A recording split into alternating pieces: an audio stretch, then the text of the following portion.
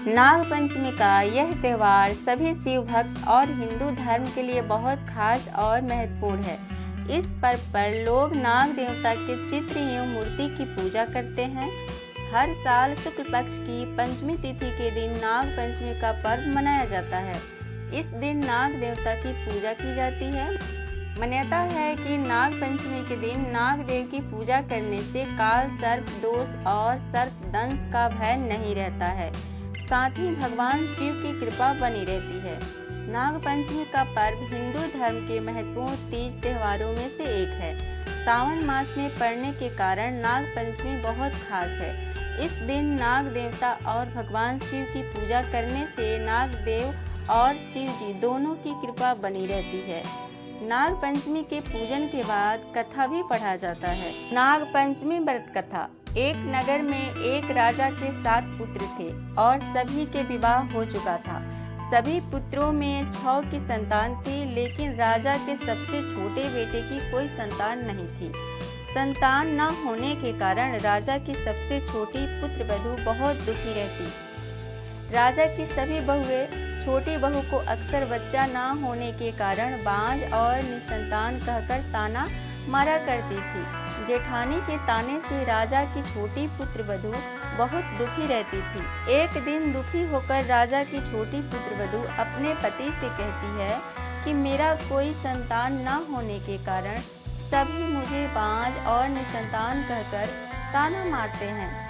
यह सुन राजा के पुत्र ने अपनी पत्नी से कहा कि दुनिया क्या कहती है इस पर ध्यान मत दो, तुम अपने काम से काम रखो और अपनी दुनिया में प्रसन्न रहो।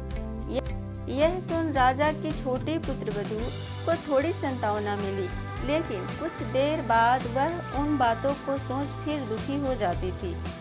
जैसे तैसे समय गुजरा और सावन का महीना आया।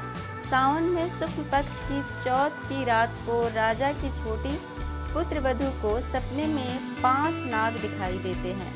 सपने में आए नाग ने कहा, हे बेटी, कल पंचमी है, यानी नाग पंचमी। इस दिन यदि तू हमारा पूजा करेगी तो तुझे संतान की प्राप्ति होगी। नाग देवता की बात सुन राजा की छोटी पुत्रवधू प्रसन्न हुई और अपने पति से इसके बारे में बताया। यह सुन राजा के छोटे बेटे ने कहा कि यदि तुम्हें सपने में नाग दिखाई दिए हैं तो तुम नाग की आकृति या चित्र बनाकर पूरे विधि विधान से पूजा करो। नागदेव ठंडा भोजन करते हैं, ऐसे में आप उन्हें पूजा के बाद कच्चे दूध का भोग लगाओ। नाग पंचमी के दिन राजा की छोटी पुत्रवधू ने पूरे विधि विधान से नाग देवता की पूजा की और भोग रूप में दूध पिलाया। नाग देवता राजा की छोटी पुत्रवधू की पूजा से प्रसन्न हुए और उसे संतान प्राप्ति का आशीर्वाद दिया। 9 महीने बाद राजा की छोटी पुत्रवधू को एक सुंदर पुत्र रतन की प्राप्ति हुई। इस दिन के बाद नाग पंचमी की यह कथा विख्यात हुआ और सभी नाग देव की कृपा पाने के लिए इस व्रत कथा को पढ़ते और सुनते हैं। तो फ्रेंड्स, उम्मीद करती हूँ ये वीडियो आपको पसंद आई होगी और आप चाहते हैं कि ये जानकारी और लोगों तक पहुँचे तो लाइक का बटन प्रेस कर दीजिए और पहली बार इस आईडी पर वीडियो देख रहे हैं तो सब्सक्राइब या फॉलो ज़रूर कर लीजिए ताकि न्यू वीडियो का नोटिफिकेशन आपको मिल सके। वीडियो देखने के लिए आपको बहुत बहुत धन्यवाद।